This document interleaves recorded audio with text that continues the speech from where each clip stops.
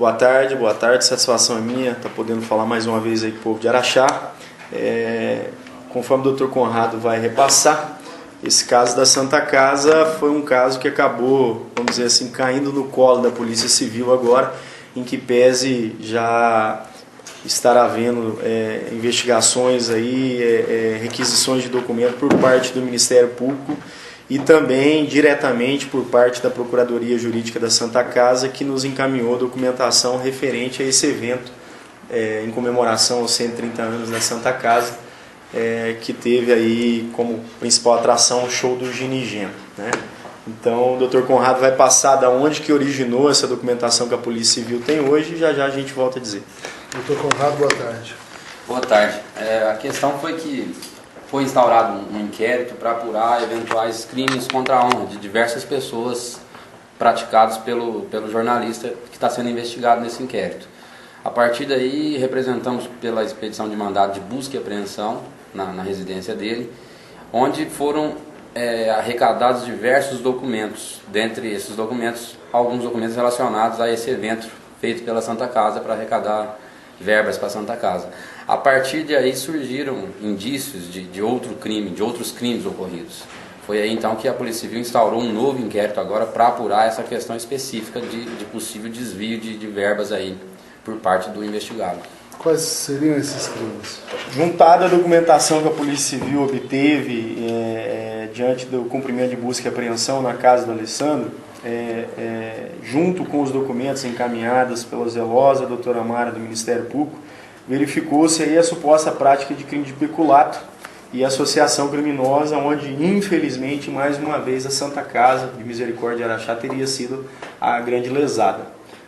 O senhor Alessandro, hoje preso temporariamente, enquanto exercendo a função de coordenador de comunicação da Santa Casa, agindo então como um verdadeiro funcionário público nos termos legais, teria obtido aí êxito na realização desse show no que toca a valores com patrocinadores, valores decorrentes aí de bar, de estacionamento e dos ingressos do show, que seriam suficientes para reverter valores para a Santa Casa como prometido. O show foi propagado como um show beneficente em favor da Santa Casa e nem um centavo entrou na conta da Santa Casa. E pelos documentos que a Polícia Civil tem hoje, pode-se afirmar que não houve prejuízo. O que houve foi lucro que poderia sim ter sido revertido em favor da Santa Casa. O quantitativo, quanto que foi que deu de lucro, ainda está sendo apurado. A gente já ouviu hoje duas pessoas envolvidas com o evento, que podem ter sido vítimas do Alessandro também. Então, no momento oportuno, a gente vai estar aí podendo afirmar qual foi o quantitativo de dinheiro desviado aí que não foi parar nas contas da Santa Casa. O senhor falou em dois crimes, né? Peculato e associação criminosa. Há informações aí de não só da participação do Alessandro no caso, poderia ter mais pessoas envolvidas. A gente não quer citar nome agora, até por questão do sigilo da investigação, mas já seriam pessoas conhecidas aí da cidade, infelizmente também. O que a gente pede agora nesse primeiro momento, mais uma vez, o apoio do povo de Araxá no seguinte sentido. A gente tem informações de vários patrocinadores que constam nos autos, mas há informações também de várias pessoas que doaram para esse evento e que não consta a informação de doação nos autos. Então, esses valores de doações de patrocinadores podem ter sido apropriados pelo investigado e não estarem constando nos autos. Então, é necessário que aquela pessoa particular, ou empresa, ou órgão, ou poder, que doou algo em benefício dessa comemoração, desse evento de 130 anos da Santa Casa, que procure a Polícia Civil e informe. Não tenho recibo, mas doei R$500, doei R$50, que seja, porque esse valor aí, somado ao final, é o que vai dar o lucro que realmente adveio desse show. Doutor, nós temos a informação que o Alessandro Cardoso também já realizou outros shows usando o nome de entidades no município vizinho. A polícia tem alguma informação em relação a esses shows também beneficentes que aconteceram em cidades vizinhas? Não, meu amigo, como eu disse, a situação desse show, em que pese os boatos que existiam, as conversas que a gente mantinha com o Ministério Público, não tinha nada concreto até então. após a busca e apreensão na casa do Alessandro, foi que com a documentação que está aqui em minhas mãos, a gente verificou que pode ter tido sim desvio de grandes valores aí relacionado a esse show.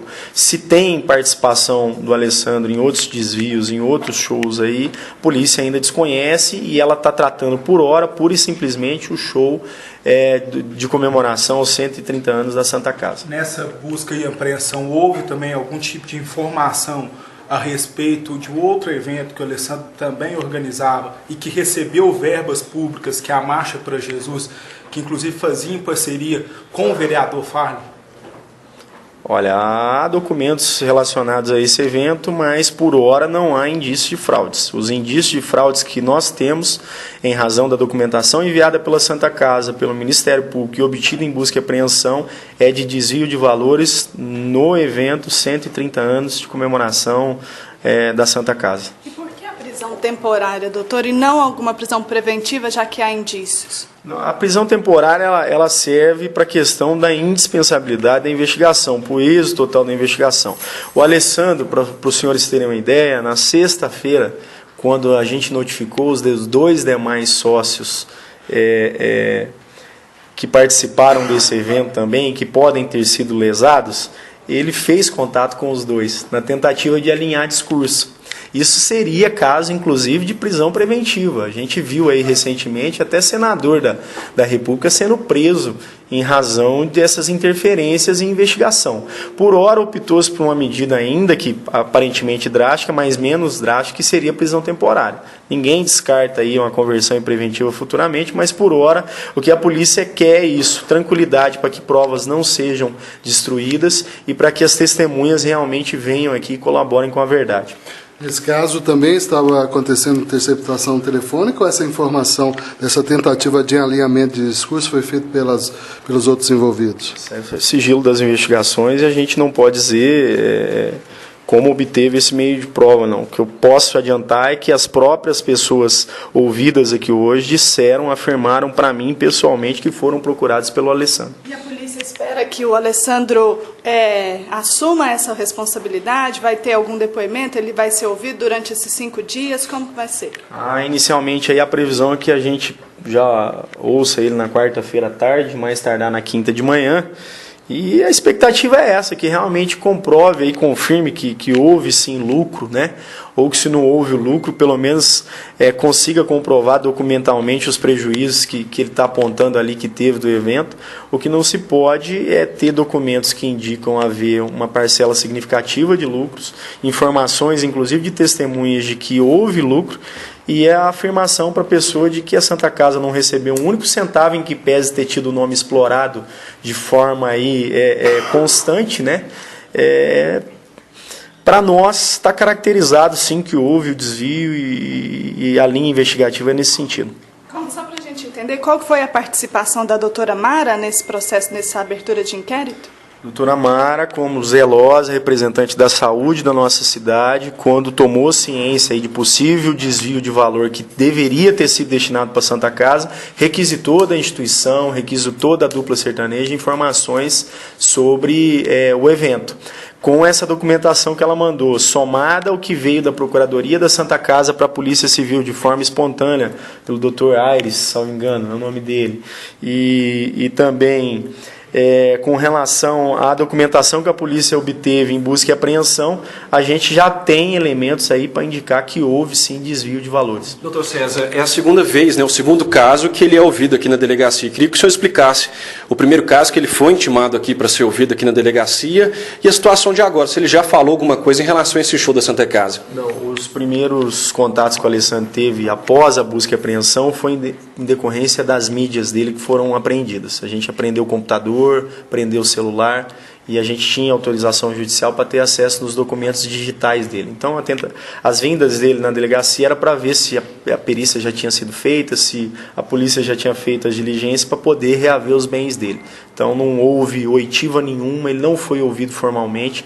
Pelo contrário, a Santa Casa procurou ele para que ele manifestasse por escrito e durante 15 dias tentaram via, inclusive, cartório, notificação extrajudicial e não encontraram para que prestasse esclarecimentos. Se tivesse prestado da forma devida, possivelmente não teria gerado esse inquérito policial e muito menos a sua prisão temporária. Então, as provas contundentes em relação à suspeita do desvio estão nesse material apreendido? Estão no material apreendido no apartamento que era ocupado por Alessandro Cardoso. E o mandado de busca e apreensão, ele foi originado por quê? Porque o Alessandro Cardoso, em entrevista, no mesmo dia do mandato, ele já tinha se referido à questão dos 130 anos da Santa Casa. Ele já tinha falado que vocês estavam investigando sobre isso.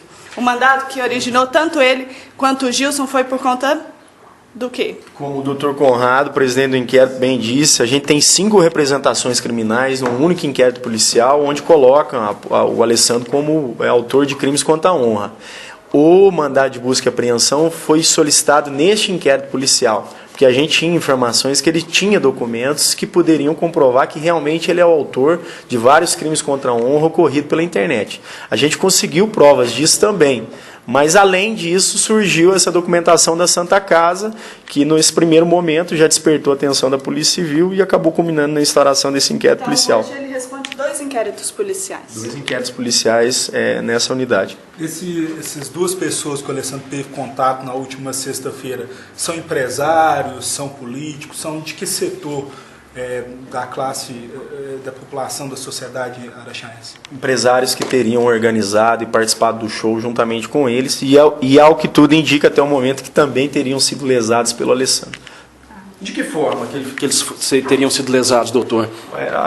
Houve participação de cada um de capital para produzir o evento, né? E na hora do retorno, o retorno não veio desejado. Então, em planilhas ali, a informação de uma quantidade X de patrocínios, e a hora que você pega a documentação apreendida na casa do suspeito, você verifica que foi X 2 vezes.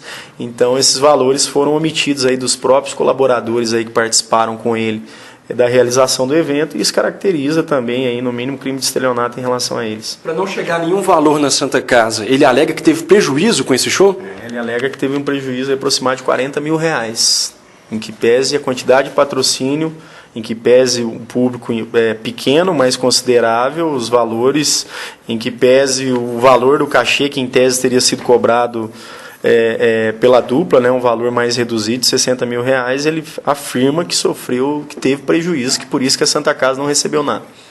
Doutor, em relação aos demais inquéritos que envolvem as entidades aqui de Araxá, como é que está esse andamento? Havia uma perspectiva de até que pelo menos aqueles já abertos fossem finalizados ainda este ano.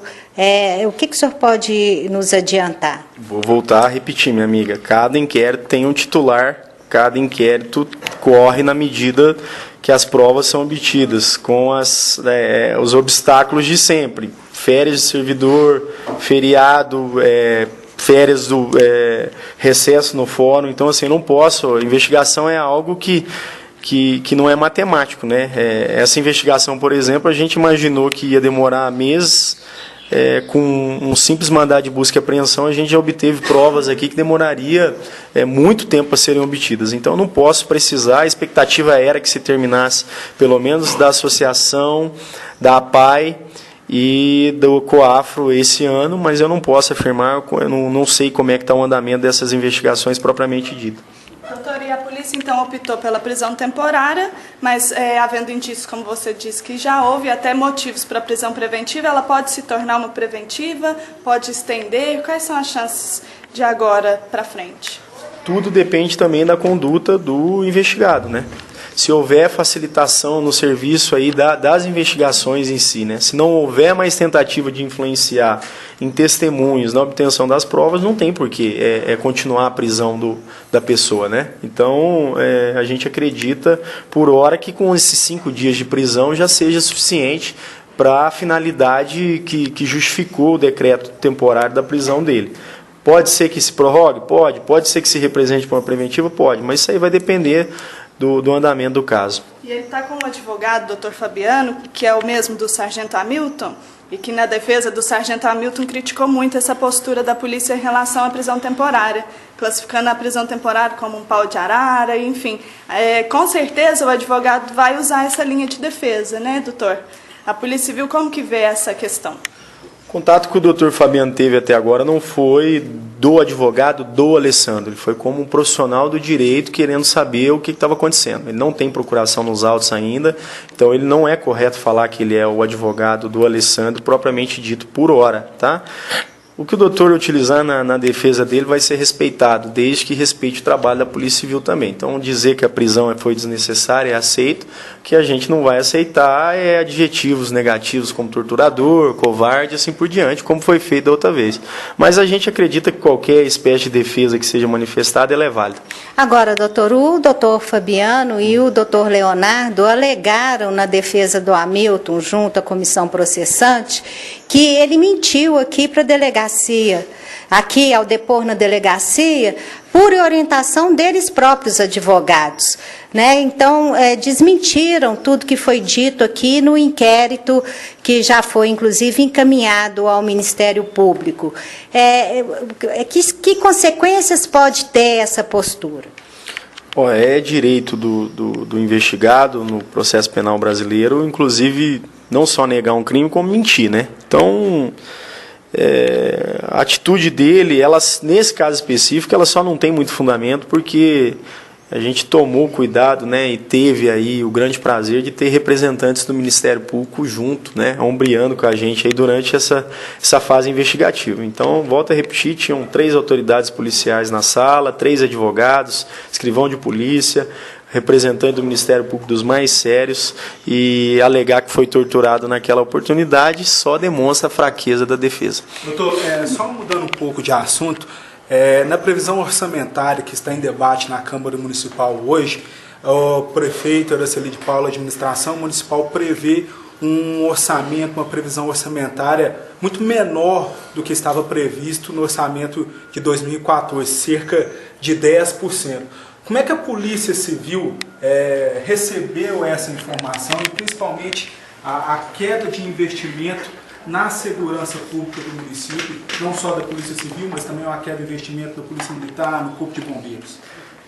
Eu acredito, do fundo do coração, que não vai ser o que vai ser aprovado na Câmara Municipal e o que o prefeito vai assinar ao final. Isso inviabilizaria, infelizmente, todos os trabalhos da Polícia Civil para o ano 2016. A Polícia Civil depende quase que exclusivamente do município, desse convênio do município, para poder gerir a unidade dela aqui no que toca a questão de material. Você dizer que eu vou ter 10% daquilo que eu tinha para gerir minha unidade é praticamente impossível. Então, vários serviços aí deixarão de ser prestados pela Polícia Civil se realmente se concretizar isso. Mas volto a repetir, acredito na administração, acredito na parceria que existe aí há muito tempo e acho que a Câmara Municipal não vai ser conivente com essa atitude aí de um corte tão drástico dessa forma, ainda mais quando a gente passa por momentos aí, posso afirmar com toda certeza do mundo, glorioso no que toca a segurança pública da cidade.